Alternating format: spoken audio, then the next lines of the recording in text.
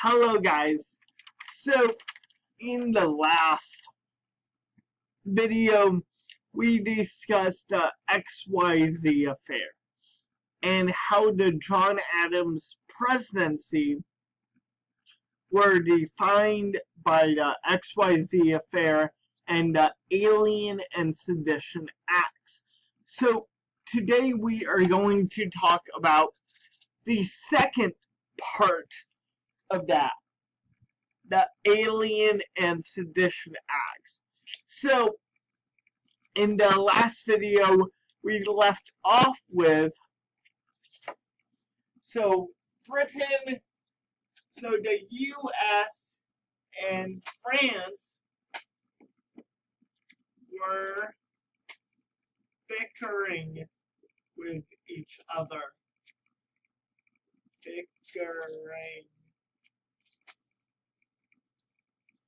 Because France was anti-Britain and the USA was pro-Britain at that specific time.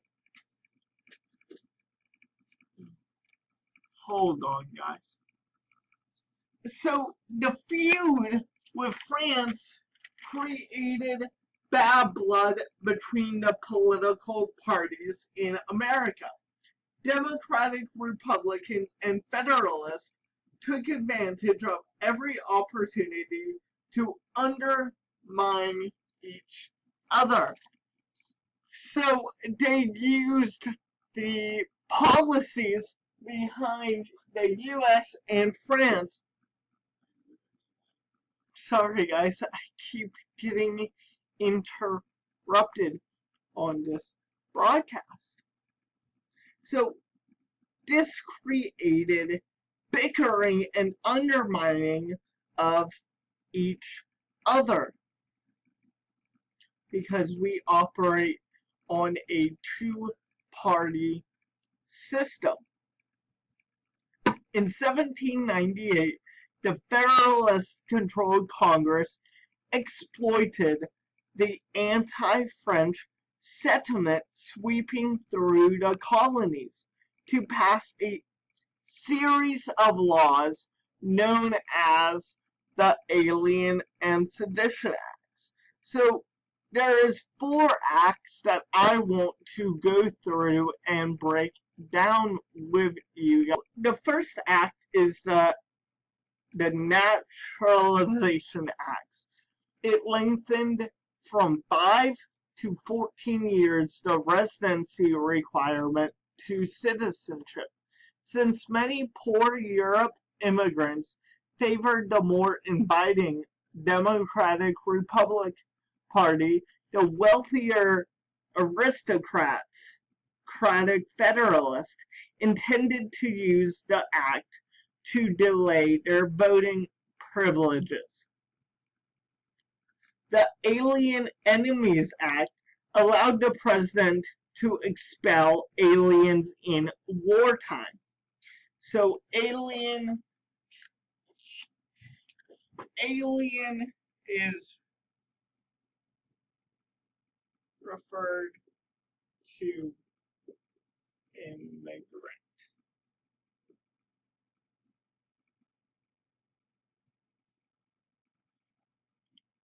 So alien is referred to as immigrant. So it allowed the presidency to expel immigrants in wartime. Federalists created this law because they believed a war with France was imminent. However, since the war was never officially declared, it served no feasible purpose. The Alien Act authorized the president to deport or imprison all aliens whom he considered dangerous to the safety of the United States. Although the law was never enforced, many immigrants feared the subjective power the presidency wielded and fled the country. So the president had the power to deport any alien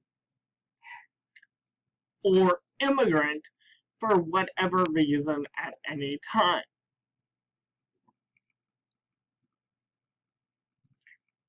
That was considered dangerous. The Sedition Act prohibited anti-government activity. It was illegal to publish or even speak any false, scandalous, and malicious criticism of governmental officials. The law directly targeted Democratic Republican newspapers. 25 editors were indicted under this act, and 10 was convicted by Federalist judges who did not attempt to hide their prejudice. So this was super controversial because it was anti-First Amendment, and this was attacking, like, verbally attacking your people you don't agree with, the other political party. It was the Federalists being pitted against the Democratic Republic. And this is what is so consequential, because Washington's farewell address came just before this, when he said no political parties for exactly this reason. They are gonna try to fight with each other. The Alien and Sedition Acts effectively muzzled the Democratic Republicans. However, their ultimate effect worked against the Federalists. Many colonists, angry at the Federalists' abuse of authority, shifted their political support to Thomas Jefferson and his party. Adams also lost many followers because he agreed to sign the bills into law and ordered their enforcement. The political tide in the colonies was turning, and Jefferson was poised to take a leadership role. So Americans were switching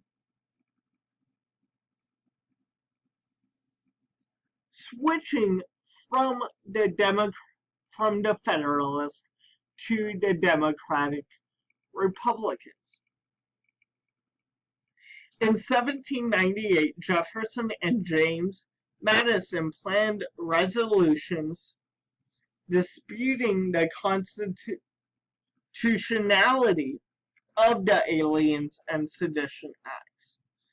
Since the Congress and Supreme Court were dominated by Federalists, the duo took their fight to the Democratic Republican legislatures in Virginia, in Kentucky, and Virginia. Jefferson presented his draft to the Kentucky legislature, and Madison offered his version of the legislature of Virginia.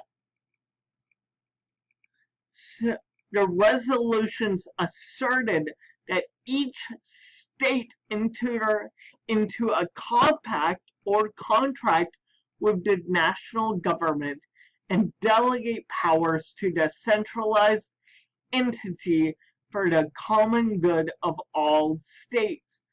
If a state decided that the national government overstepped its constitutionality authority, it could intervene to protect its citizens from tyrannical law. Jefferson argued that the federal government had exceeded its authority. So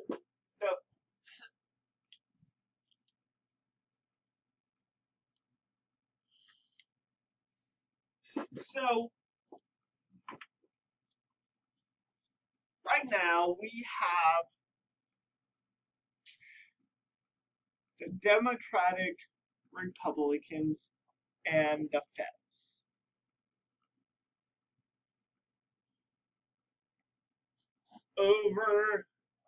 Overstepping authority.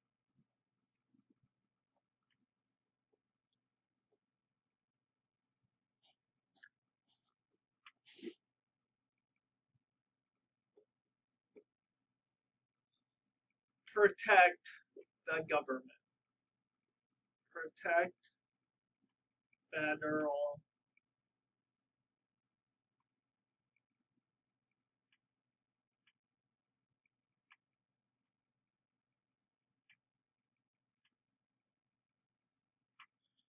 government. So they brought this legislation to both Virginia and Kentucky. This is known as the Virginia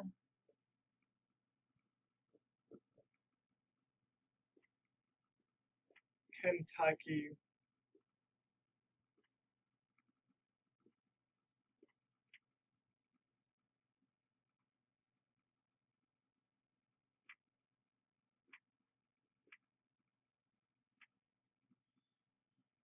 resolutions.